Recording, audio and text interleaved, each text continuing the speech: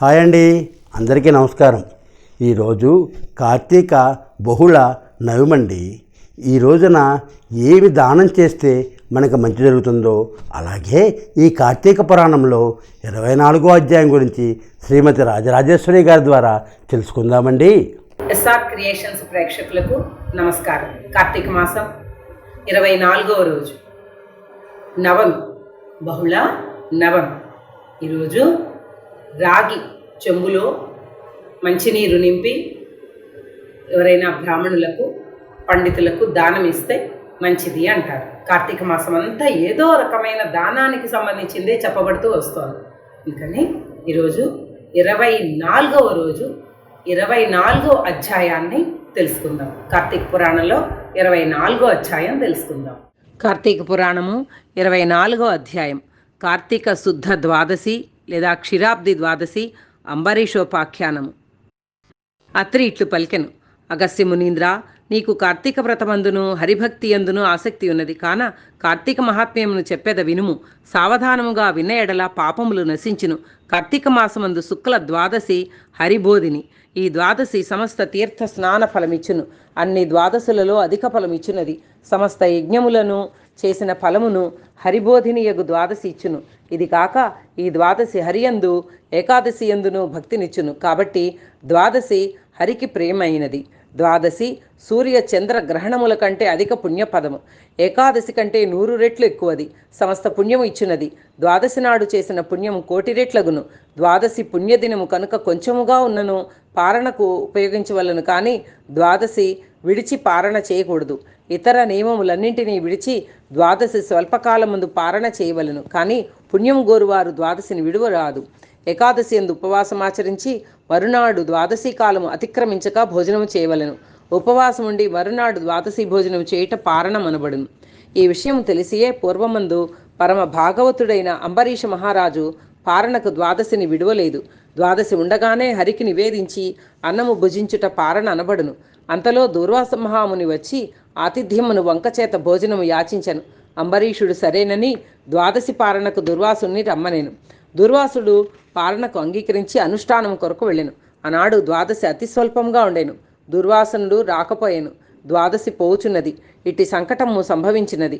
అప్పుడు హరిభక్తుడైన అంబరీషుడు ఇట్లు విచారపడసాగెను: ఈ దుర్వాసుడు మునిశ్రేష్ఠుడు పారణ కొరకు అంగీకరింపబడినాడు, ఇంతవరకు రాలేదు. ద్వాదశి అతిక్రమించి భుజించిన అధర్మమగును. బ్రాహ్మణుని కంటే ముందు భుజించిన ఎడలా కోపించి అగ్నితో సమానుడైన ముని శాపమిచ్చును. కనుక ఇప్పుడు ఏది కుశలము?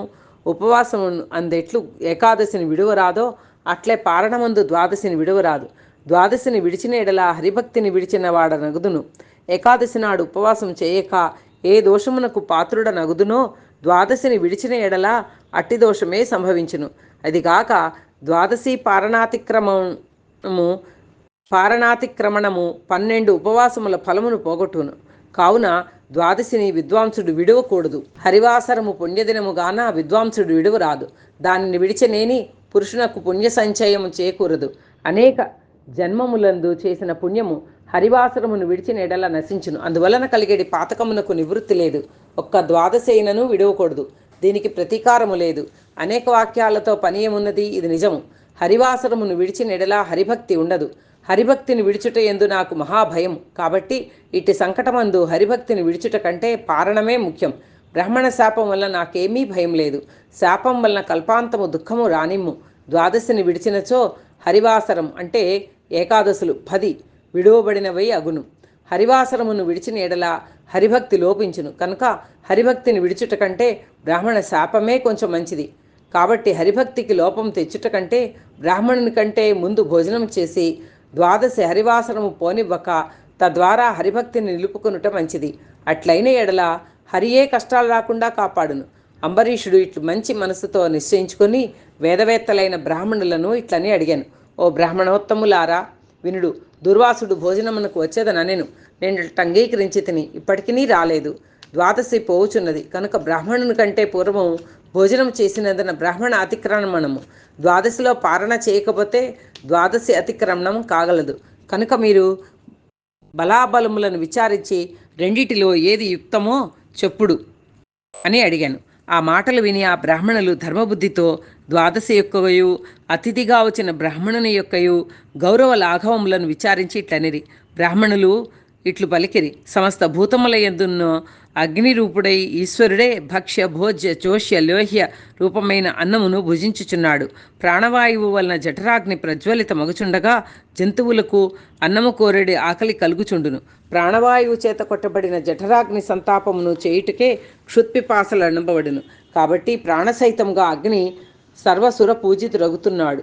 సర్వభూతముల యందున్న అగ్నిని నిత్యము పూజించవలెను. కాబట్టి తన ఇంటికి వచ్చిన శూద్రుని గాని చండాలుని గాని విడిచి భుజించరాదు. సాక్షాత్ ప్రథమవర్ణమైన బ్రాహ్మణుని విడిచి భుజించరాదని చెప్పవలసినదేమున్నది? గృహస్థుడు స్వయముగా అతిథిని పూజించరాదని చెప్పవలసినదేమున్నది? గృహస్థుడు స్వయముగా అతిథిని పిలిచి అతిథి కంటే ముందుగా తాను భుజించినలా బ్రాహ్మణ అవమాన మగును. బ్రాహ్మణ అవమానము చేత ఆయువు, ఐశ్వర్యము, కీర్తి, ధర్మము ఇవన్నీ నశించును. ఇది ఏమి, అది ఏమి, మనసులో ఉండే కోరికయు అనగా సంకల్పితమంతయు నశించును. బ్రాహ్మణులందరూ స్వర్గమందుండెడి దేవతలే అని చెప్పబడుదురు. దేవతలను తిరస్కరించుట చేత అంతయు నశించును. జాతి మాత్రము చేతనే బ్రాహ్మణులు దేవతలతో సమానులు. ఈ దూర్వాసుడు తపోసంపన్నుడు. ఇతని విషయం ముందు చెప్పున్నది ఏమున్నది? ఓ రాజా, ఈ బ్రాహ్మణుడు కోపము చేయకపోయినను బ్రాహ్మణుని కంటే ముందు భుజించకూడదు. ఈ బ్రాహ్మణునకు ద్వాదశి పారణకు వచ్చేదనని చెప్పి సమయానికి రాకుండుట అన్యాయమై ఉన్నది. ద్వాదశి పారణను విడిచిపెట్టన ఏకాదశి ఉపవాసమునకు భంగము కలగవచ్చును. ఏకాదశి త్యాగమునకు ప్రాయశ్చిత్తం లేదు, బ్రాహ్మణ ఆజ్ఞకు ప్రాయశ్చిత్తం లేదు. కాబట్టి రెండునూ సమానములుగా ఉన్నవి. ఇందు గురుత్వము లఘుత్వము మాకు కనిపించటలేదు. ద్వాదశి కాలమునందు పారణ చేయని ఎడల హరిభక్తి లోపించును. పారణ చేసిన దుర్వాసుడు శపించును. ఎట్లయినను అనర్థము రాక తప్పదు. అదియు కొద్దిది కాదు, గొప్ప కీడు కలుగును. బ్రాహ్మణులందరూ శాస్త్రములను ఇట్లు న్యాయంగా విచారించి యథార్థమును ఆలోచించి రాజుతో ఇట్లనిరి. 24వ అధ్యాయం సమాప్తం. చూశారు కదా, ఈ పరమ పవిత్రమైన ఈ కార్తీక మాసంలో ఈ కార్తీక పురాణాన్ని ఇలాంటి లేటెస్ట్ వీడియోస్ కోసం మా ఛానల్ను లైక్ చేయండి, షేర్ చేయండి, సబ్స్క్రైబ్ చేసి మమ్మల్ని కొంచెం ఆశీర్వదించండి. మీరు అలా చేయటం వల్ల ఇలాంటి మంచి మంచి వీడియోస్ మరింత మందికి రీచ్ అయ్యే అవకాశం ఉంటుంది. సర్వే జన సుఖినో భవంతు. ఓం నమః శివాయ.